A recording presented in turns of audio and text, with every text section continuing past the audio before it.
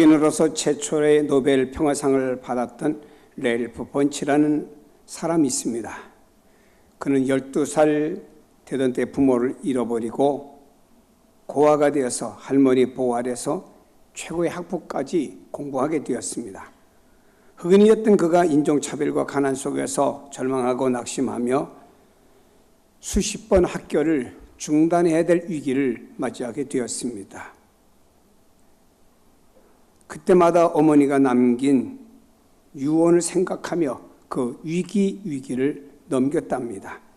12살 되던 해에 어머니가 돌아가시면서 아들의 손을 잡고 이렇게 유언을 남겼습니다. 랠프야, 너에게 물려줄 것은 한 가지도 없구나. 그러나 엄마의 말을 잊지 말아다오. 아무리 괴로워도 믿음과 소망과 사랑을 놓쳐서는 안 된다. 알겠지? 믿음, 소망, 사랑, 이것은 절대로 잊지 말아라. 그리고 그의 어머니는 눈을 감았습니다. 어머니 그 말씀을 일생 동안 붙잡고 오면서 그의 믿음을 지켜왔고 그 안에서 공부하며 후에 국제연합 진출해서 인류 봉사를 위해서 애씀을 인해서 흑인으로서는 최초 노벨 평화상을 받게 된 것입니다. 사람이 세상을 살면서 낙심하는 요인이 몇 가지가 있답니다. 그 중에 하나는 자신이 하는 일에 긍지와 보람을 느끼지 못할 때입니다. 내가 하는 일이 중요한지 또 내가 하는 일이 별 볼일 없는지 이것을 생각하는 순간에 사람은 낙심하게 된다고 하는 것입니다. 두 번째 이유는 일의 열매가 좋지 않을 때 사람은 낙심하게 됩니다. 사람에게는 기대치라고 하는 것이 있습니다. 내가 이 정도로 노력했으니 내가 이렇게 했으니 이 정도의 결과는 얻게 될 것이다 라고 하는 기대치를 갖습니다. 예수 믿는 사람들도 내가 이렇게 예수 믿고 내가 이렇게 기도하고 내가 이렇게 봉사하고 내가 이렇게 하나님 앞에 헌금 드렸으니 하나님께서 나를 어느 정도 나의 기대치를 있게 해주시겠지라고 기대하게 됩니다. 그러나 그 기대치에 미치지 못할 때 사람은 실망하고 낙심하게 되는 겁니다. 세 번째로 우리를 낙심하게 하는 요인은 큰 고난입니다. 고난이 극심할 때, 고난이 반복될 때 우리 사람들은 낙심하게 됩니다. 구약의 엘리야라는 하나님의 사람이 있습니다. 하나님 참신이냐 바알이 참신이냐 그 내기를 하게 되었습니다. 제단을 쌓고 제물을 올려놓고 거기에 인간의 불이 아닌 하늘로부터 불이 내려와서 그 제물을 태우는 신이 참신이다. 이렇게 내기를 했습니다. 물론 바알과 아세라 목상 섬기는 사람들이 그들의 신에게 기도했지만 불이 내려오지 않았습니다. 엘리야가 한 번 하나님 앞에 기도할 때 하늘에서 불이 내려와서 그 모든 제물을 다 태우게 되었습니다. 모든 이스라엘 백성들이 이제까지 우리가 섬겼던 아세라, 이제까지 우리가 섬겼던 바알은 가짜다. 하나님만이 참신이시다. 하나님께 돌아가자. 이제 우리가 하나님을 잘 섬기겠습니다. 정신이 번쩍 났습니다. 그 땅에 3년 6개월 동안 비가 내리지 않아서 농사도 짓지 못하고 마실 물도 없게 되었습니다. 엘리야가 갈멜산에서 하나님 앞에 기도했더니 하늘에 소나기가 내려서 모든 지면을 다 적시어 새싹이도 없고 사람이 그렇게 가랬던 목에 물로 적실 수 있는 놀라운 기적 역사가 베풀어지게 되었습니다. 이쯤 되면은 임금도 하나님 사랑하는 엘리야에게 고맙다고 혹은 모든 국민들이 고맙다고 해야 될 거 아닙니까? 그 당시에 임금의 부인이었던 이세벨이라는 여자는 화가 났습니다. 자기가 섬겼던 우상은 하늘에 불이 내려오지 못했습니다. 엘리야가 승리한 게 화가 났습니다. 그래서 그는 내가 내일 이맘때까지 엘리야의 목을 취하거나 죽이지 않으면 내게 신이 벌을 내리기를 원한다 하는 말을 했습니다. 이 얘기를 들었던 엘리야는 피해서 그리 시냇가라고 하는 것으로 도망가서 낙심하여 앉았습니다.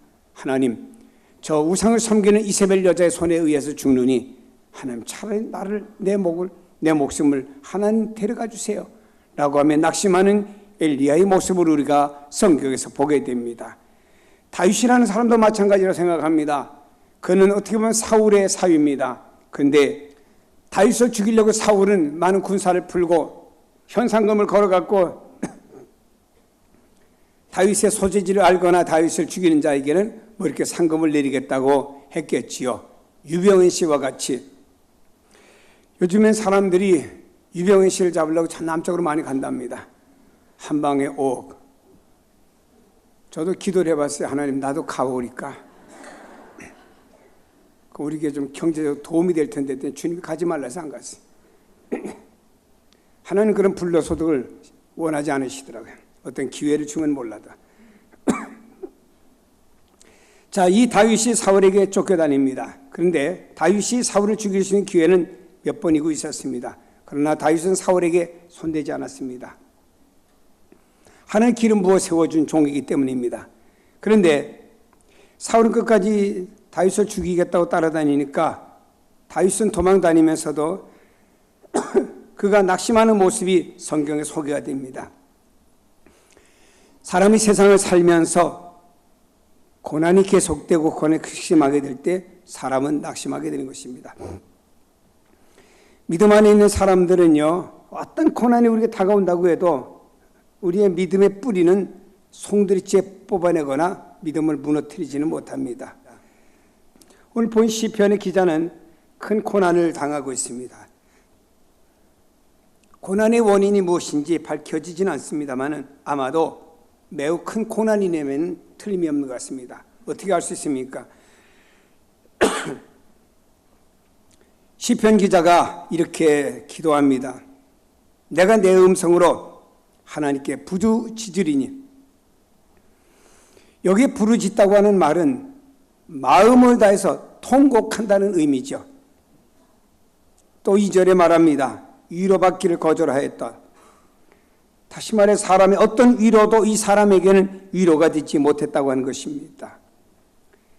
야곱이 12아들이 있는데 가장 사랑했던 요셉이 형제들의 안부를 물으라고 멀리 목동으로 양을 치는 형제들에게 보냈더니 형제들이 돌아오면서 그 요셉의 옷가지를 가져와서 아버지가 요셉에게 해주었던 채색 옷 오다 보니까 나뭇가지에 걸렸는데 그 피가 묻었습니다.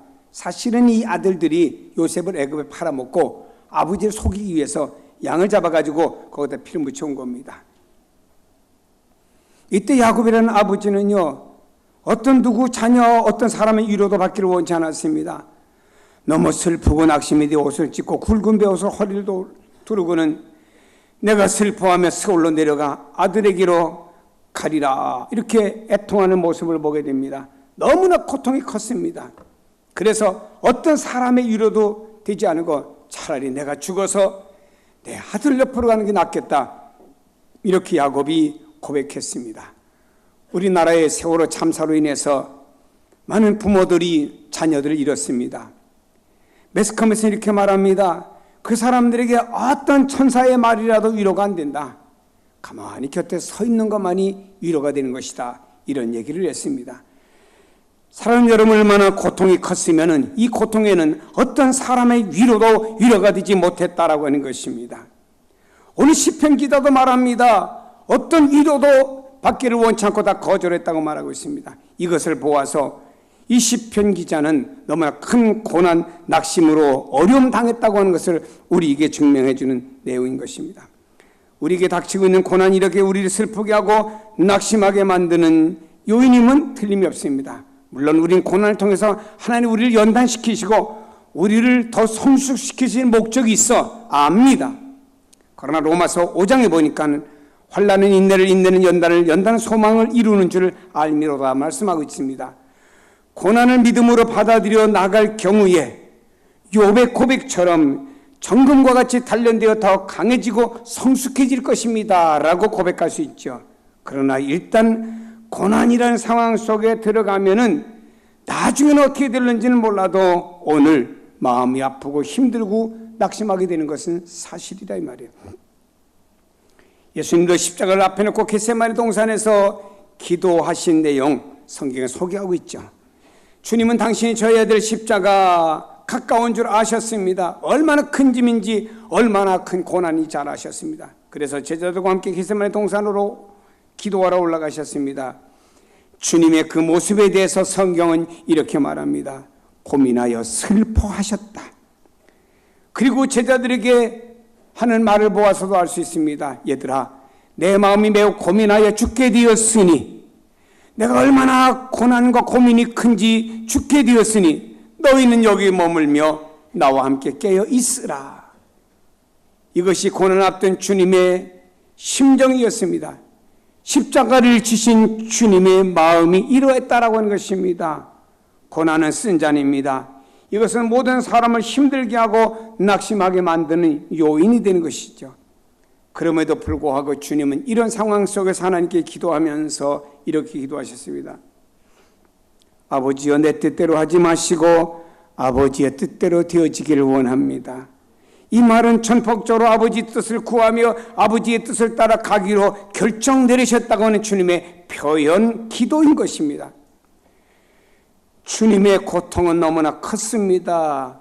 내일 져야 될 그 십자가에서 갈기갈기 장손이 찢어지고 온몸 피를 흘리며 그 고통을 주님은 아셨습니다. 주님은 너무너무 고독하셨습니다. 주님 곁에 수제자라고 불렸던 베드로, 다 주님을 버려도 나는 주님을 버리지 않고 주님을 따르겠습니다 했던 제자 베드로까지도 주님을 떠나고 주님은 홀로 십자가에 고독한 길 가시밭길을 가셔야만이 했습니다. 사람은 세상을 살면서 누구든지 예수를 믿어도 고난이 올 때 사람은 낙심하게 됩니다.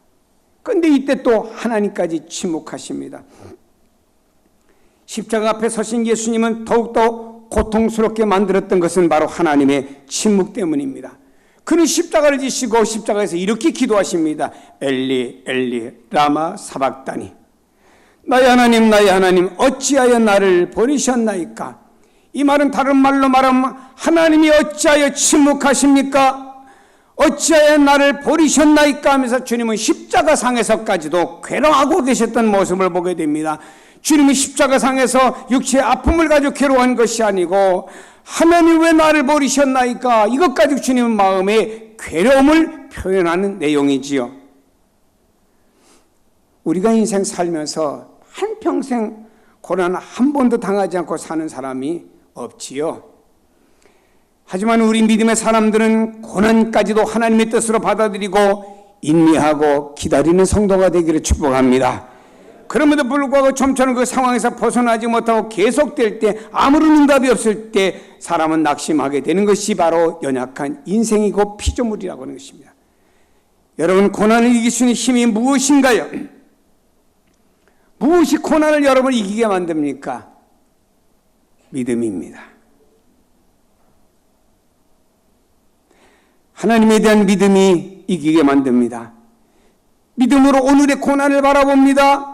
고난 그 속에 감추어진 하나님의 축복을 믿음으로 바라보면서 고난을 이기게 만들어주기 때문에 고난을 이기는 것은 믿음밖에 없는 것이죠. 근데 그러한 믿음으로 하나님을 바라보고 우리는 기도합니다. 그럼에도 불구하고 하나님 응답하시고 침묵하실 때가 있습니다.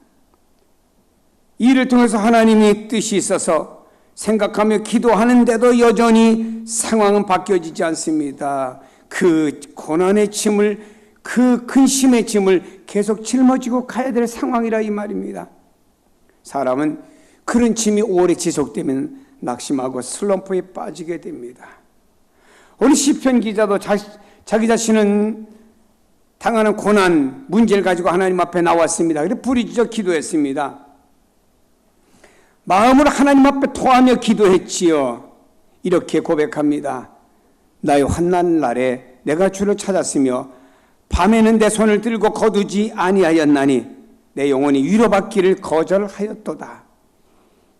이 시편 기자는 믿음이 있는 것을 우리가 볼 수 있습니다. 어떻게? 그는 고난 가운데서 손을 들고 하나님 앞에 기도했습니다.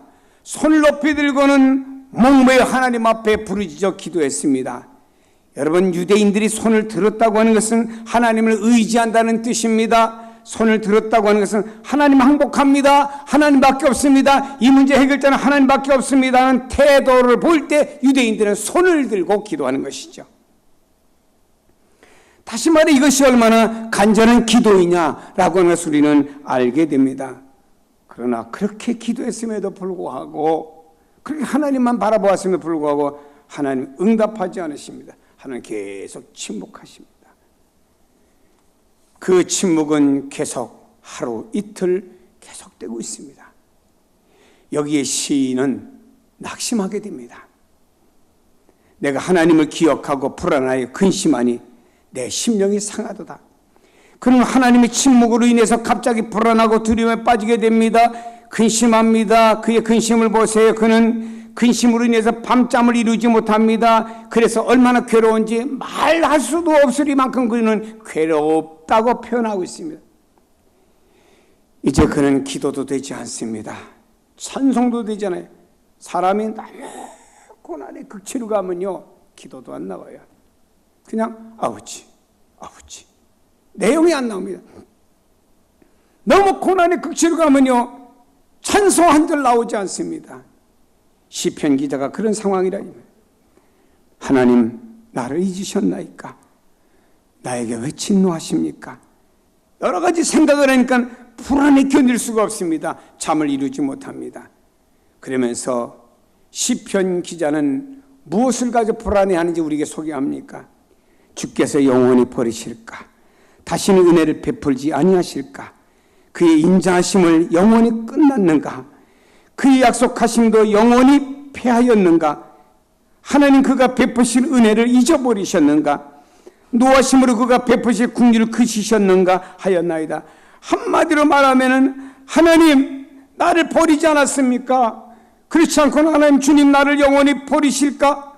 주님 내게 은혜를 베풀지 않으실까? 나의 인자하심이 영원히 끝날까? 하나님 약속이 패하여 버릴까? 하나님 은혜 베풀기 나에게 은혜 잊으셨습니까? 이걸 가지고 여기 있는 사람은 고민하면서 하나님이 자기 자신을 버리지 않는가라고 고민하고 있는 모습을 보게 됩니다. 우리 예수 믿는 사람들도 예수 믿다가 예수 잘 믿습니다. 그러나 어떤 때 가서 우리가 하나님께 침묵하실 때 답답해가지고 하나님 내 기도 안 들으시는가? 하나님께서 나를 안 사랑하시는가? 기도도 그치게 됩니다.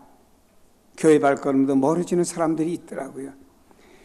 그러나 여러분, 하나님이 침묵하실 때 우리가 취하시는 방법은 한 가지입니다. 인내하셔야 됩니다. 인간의 생각과 사람의 방법을 가지고 우리가 이러고 저러고 하면 안 됩니다. 그때 우리는 인내해야 됩니다. 이때 시편 기자는 인내하면서 한 가지 깨달은 것이 있습니다. 인간은 연약하구나 깨달았습니다. 여러분, 낙심케 하는 고난이 있을지라도, 그리고 그 고난 속에 하나님 침묵하신다 할지라도 우리는 하나님의 베푸실 은혜를 결코 잊어서는 안 됩니다. 갈라디아 6장에 말합니다. 우리가 선을 행하되 낙심하지 말지니 포기하지 아니하면 때가 이름에 거두리라. 하나님은 침묵하시는 것 같지만 결코 자신을 의지하는 성도를 외면하지 아니하신다는 사실을 믿으시기를 바랍니다. 지금은 주님이 내 곁에 계시는 것이 아니고 주님이 내 안에, 내가 주님 안에 계시는 거예요. 침묵하시는 것이 아닙니다. 내 안에서 나를 너무너무 잘 아시는 주님이십니다. 성경에 말씀하기를 때가 이름에 거두리라. 때가 이름에 거두리라. 사랑하는 여러분이요, 하나님의 때가 언제인지 모릅니다. 그 때를 기다리며 인내하는 여러분 되시기를 바랍니다. 그 때를 기다리며 인내하시기를 바랍니다. 누에가 꽃을 뚫고 나와 나비가 되는 그 과정 속에는 많은 고통을 겪으면서 그 과정을 통해 나와야 됩니다. 그때 훌륭한 나비가 되어서 창공을 펄펄 날아갈 수가 있죠. 진주 조개가 살을 파고드는 모래를 감싸 훌륭한 진주를 만들 수가 있다지요. 그때까지 하나님께서 놓아 두시는 것입니다. 그리고 이기고 나왔을 때 하나님께서는 정금과 같이 된 그 사람을 통해서 하나님이 새 일을 행하십니다.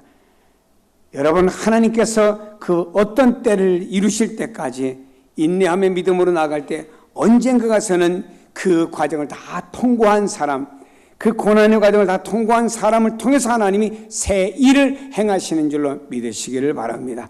구약 성경에 보면 하나님께서요, 이스라엘 백성들이 망한 다음에 그 남은 자를 통해서 하나님 뜻이 이루어졌던 것을 우리가 구약 성경에서 볼 수가 있습니다. 모세를 봅니다. 궁궐에서 도망해서 미디안 광야로 갑니다. 40년이나 세월을 광야에서 목동으로 양을 치면서 베두인과 함께 텐트 속에서 잠자고 지납니다. 그는 40년 동안 모세는 광야에서 훈련을 받습니다.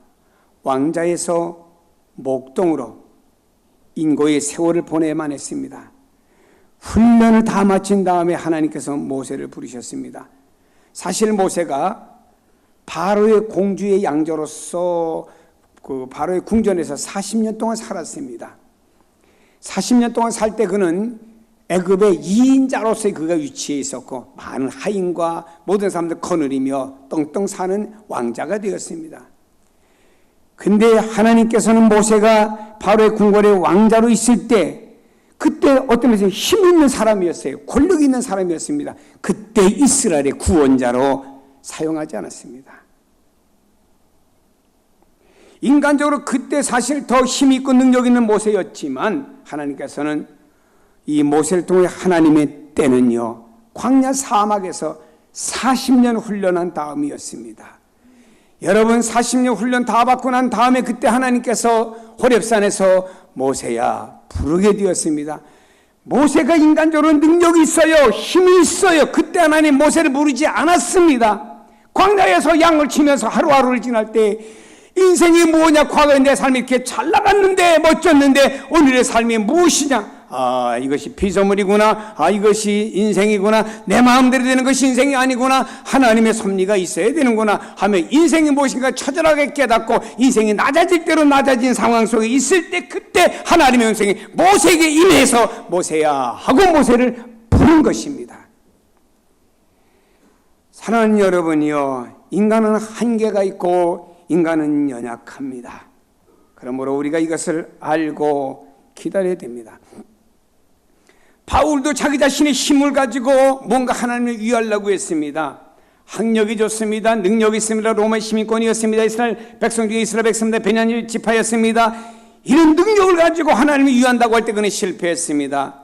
그가 주님을 만난 다음에 주님 앞에 모든 걸 다 내려놓았습니다. 인간의 가졌던 심지어는 성품, 세상에 자랑할 만한 이력서까지 다 내버리고 다 죽어버렸습니다.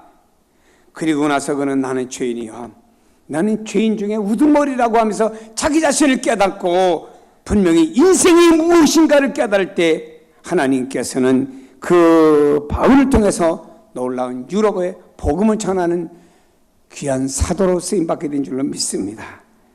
사랑하는 여러분, 인간에게는 한계가 있어요.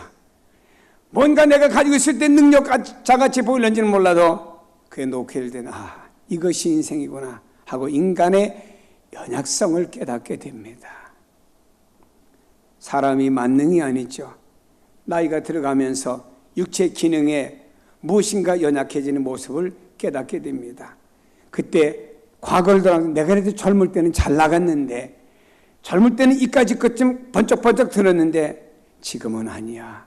그때 뭔가 인간이 이렇게 연약하구나 하고 연약성을 깨닫게 됩니다.